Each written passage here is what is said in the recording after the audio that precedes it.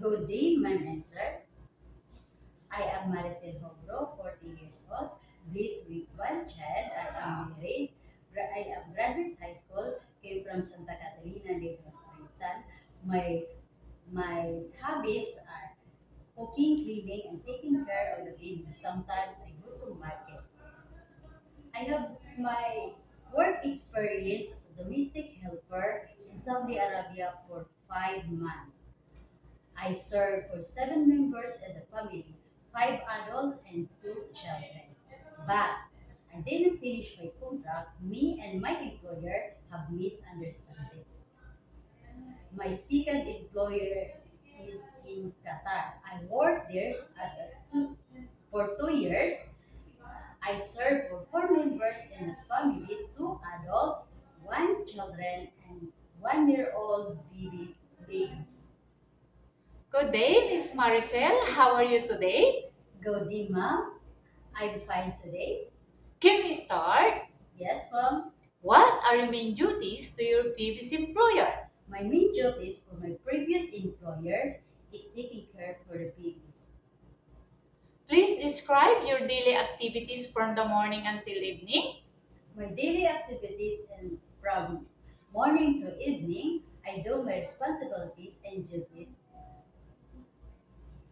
What is the most important things taking care of the children? For the most important thing for taking care for children is keeping in safety and proper hygiene and proper nutrition. Can you manage to take care of a newborn baby? Yes, ma'am. According to my experience, I could manage for taking care of newborn. If the child is naughty, how can you handle the situation? If the child is naughty, I talk in a nice way and play with them. What made you decide to work in Hong Kong? I decided to work in Hong Kong for financial support of my family, especially my child education. During misunderstanding with my employer, what will you do?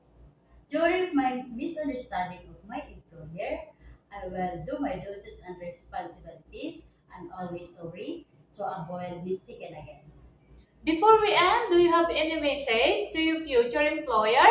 Yes, ma'am, I have important message for my future employer.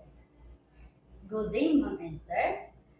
I'm looking for a good heart employer.